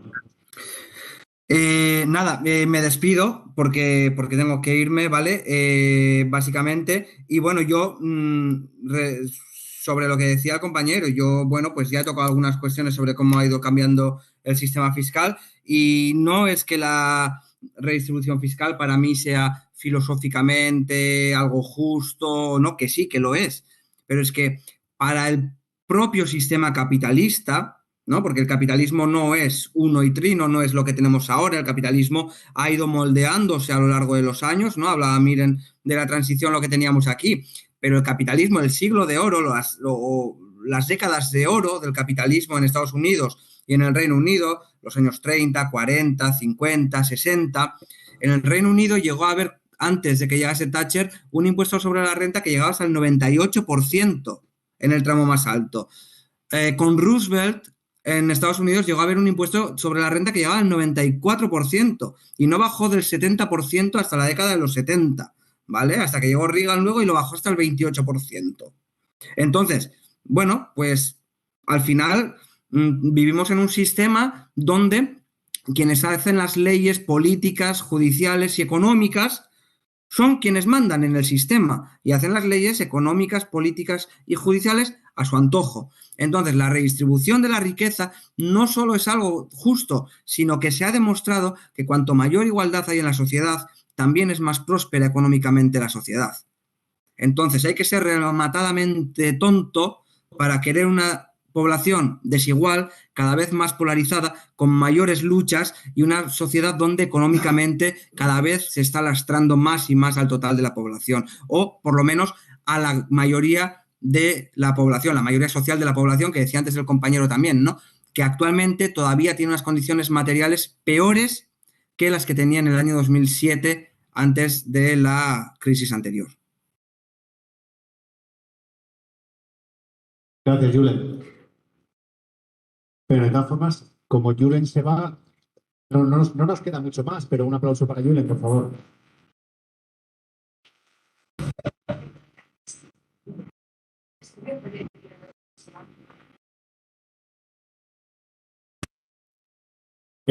Pues, Clara, o... no sabría cómo ser concreta.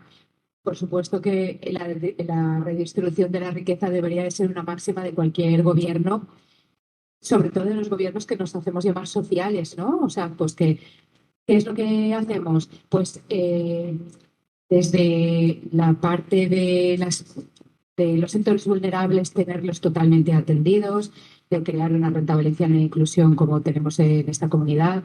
Por supuesto, el IRPF, sabéis que es un impuesto progresivo que está escalado según los tramos de ingresos de cada uno, pues tanto ingresas, tanto más pagas, tanto menos ingresas, tanto menos pagas o incluso no pagas.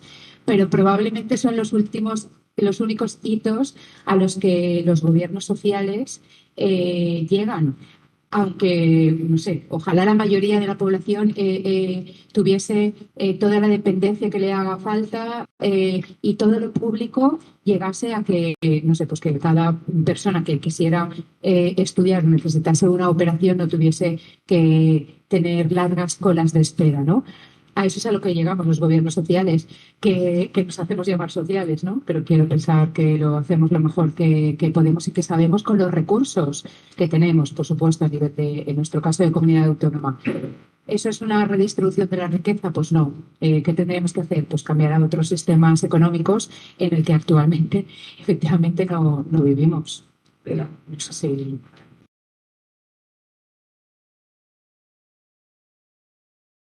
Hay muchas palabras. Todas no va a dar tiempo, ya lo sabéis. Ari.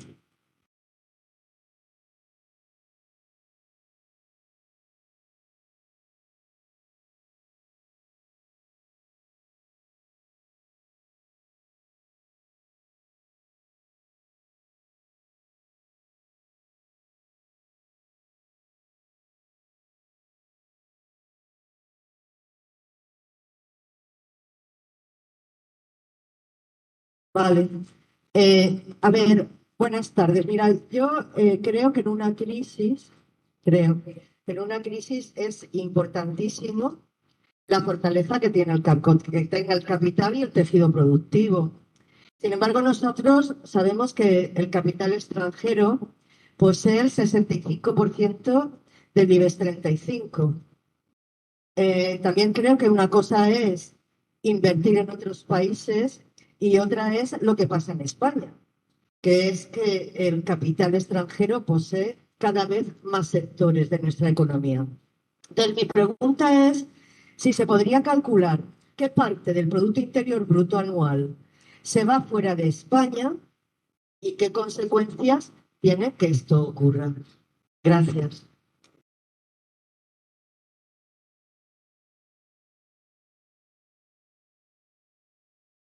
Miren. No se te oye.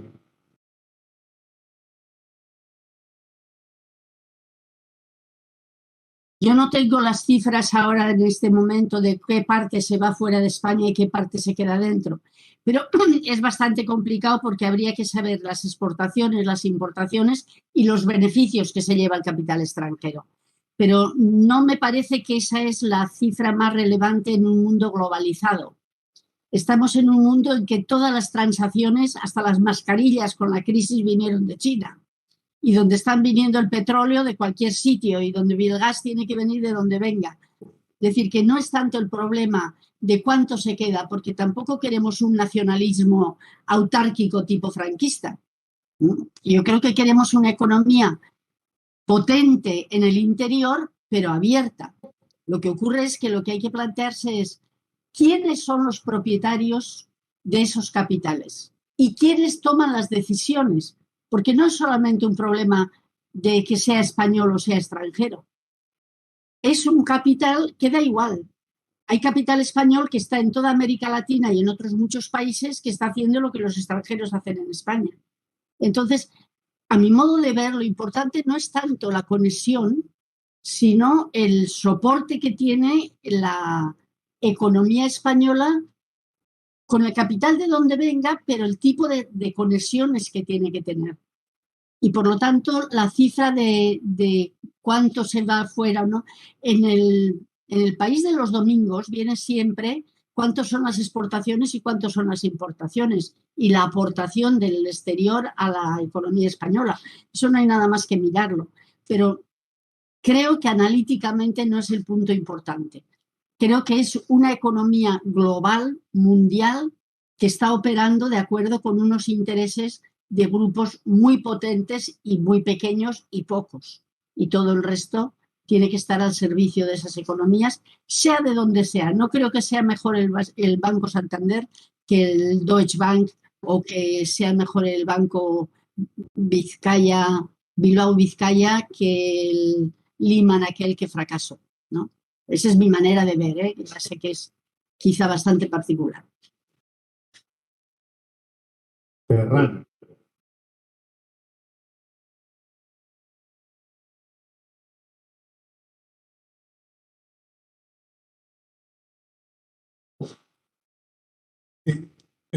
Buenas tardes. Me parece que todas las intervenciones de los ponentes nos han aportado cosas y se está viendo en las preguntas.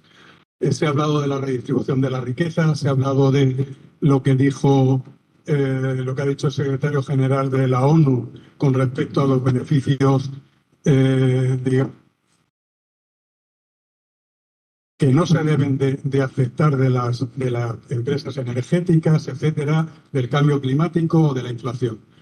Yo quería partir de un editorial del periódico El País de hace unos días o varios días en los que decía que hay margen en las empresas para contribuir a salir de la crisis.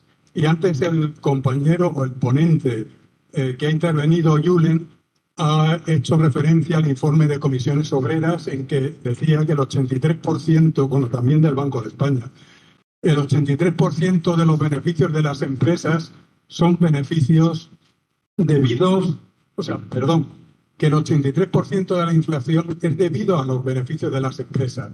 Incluso este informe de Comisiones Obreras hablaba de que es una inflación de beneficios, más que una inflación de otro tipo.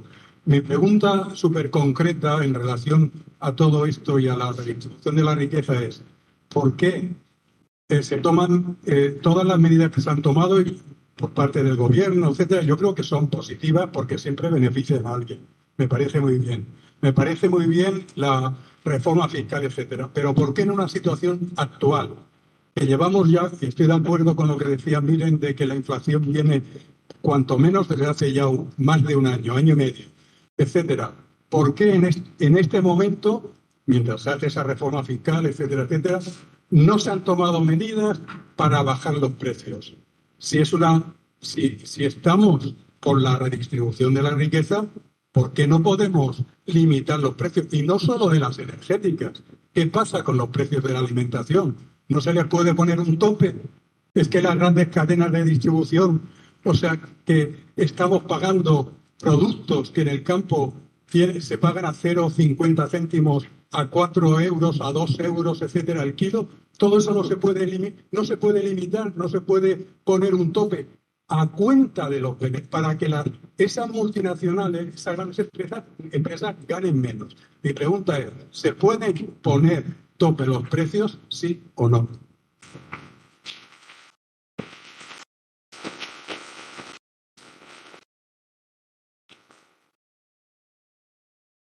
A ver, poner tope a los precios en la economía en la que estamos de mercado es complicado. Ya hemos visto, para poder poner un precio a la energía, lo que ha costado, ¿no? Encima estamos en la Unión Europea, donde no depende del gobierno de España o del gobierno de cada país de poder topar los precios. Ojalá se pudiera, pero bueno, en principio el aumento de los precios de los productos básicos, evidentemente ahora están mucho más altos en el momento en el que estamos, básicamente por el precio del transporte, porque viene, evidentemente, el combustible es más caro, el transporte es más caro. Pero vamos, siempre ha sido una diferencia enorme entre lo que ha ganado el agricultor y lo que ha llegado al mercado. O sea, esto no es nuevo de ahora, esto ya viene arrastrándose de muchísimos años y no se ha topado. O sea, que se pueda topar, pues en el sistema en el que estamos, complicado. Y ahora, evidentemente, se ha acentuado más por la situación en la que nos encontramos de aumento de precios de transporte por la crisis energética. Yo no lo veo, que se puedan topar los precios. Ojalá. Vale, pues es que ya no nos queda ya tiempo.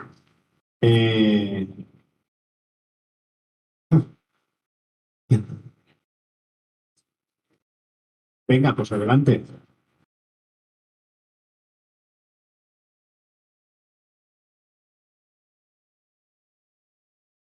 Es que si no, no te oyen por... No. Claro, claro, es que es mucha gente. Ahora te traen el micro, que está ahí al lado ya.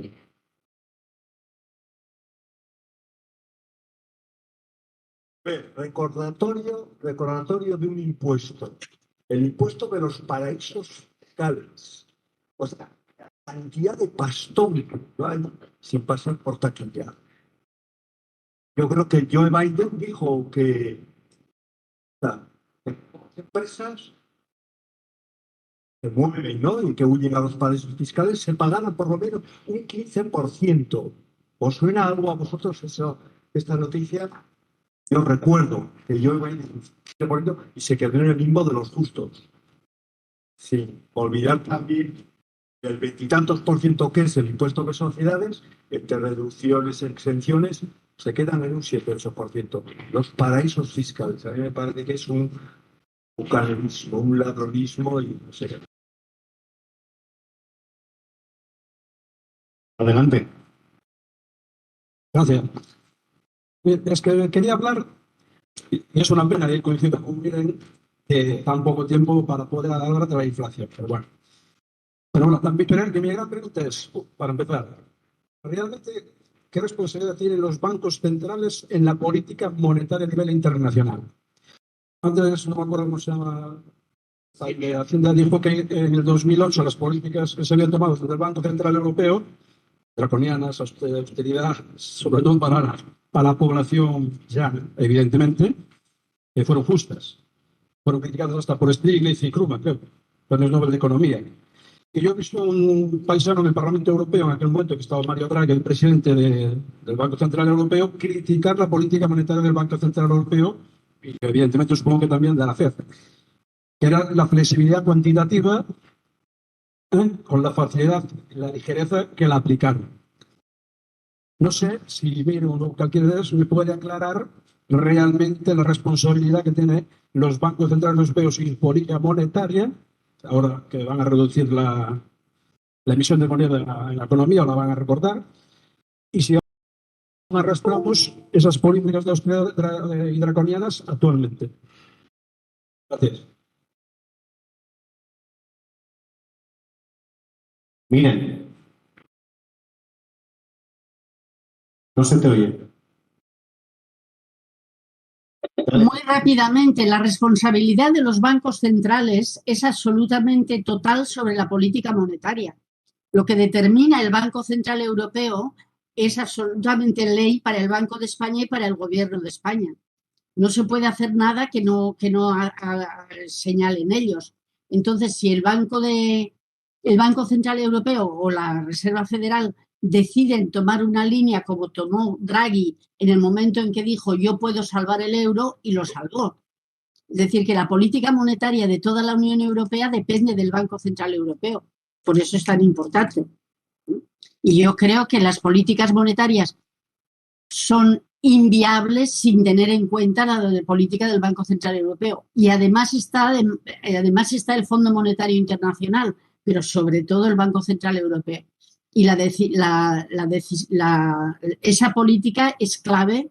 Por ejemplo, ahora decide que ya no va a comprar los mismos valores que compraba. Han montado otra medida especial que es bastante difícil de explicar, bastante complicada de explicar, pero si decide no comprar, entonces el tema de la deuda se agrava muchísimo, se puede agravar muchísimo.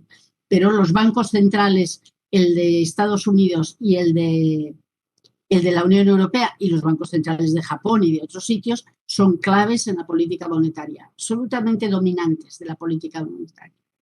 Y el Banco de España no puede tomar, y el Gobierno de España no puede tomar ninguna decisión que no esté de acuerdo con el Banco Central Europeo.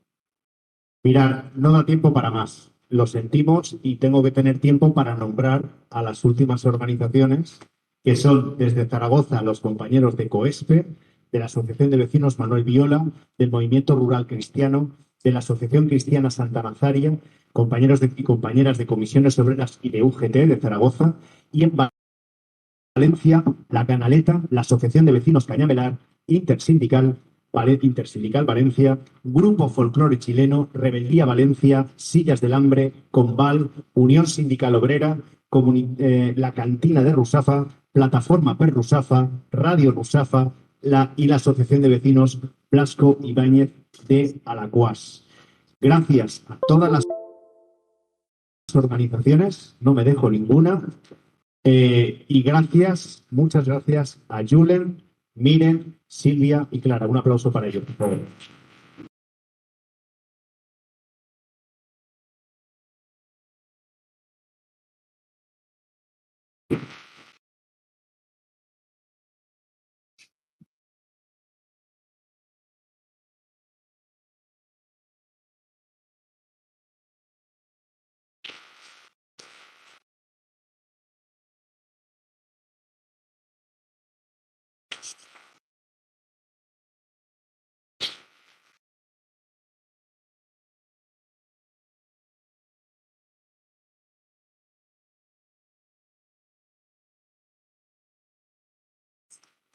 Un momento, me han dicho que me he dejado a la agrupación del Partido Socialista de Jesús Patrais. Perdonad.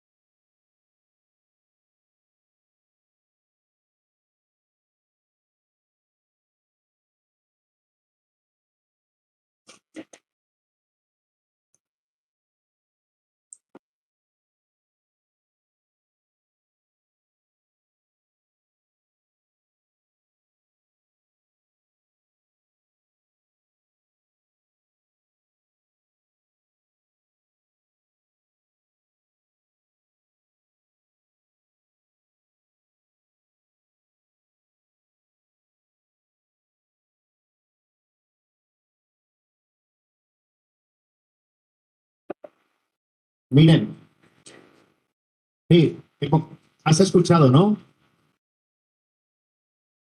Vale, no, lo digo porque se ha aplaudido y hemos acabado ya. No, ahora no te escucho. Ahora, bueno, un abrazo, miren.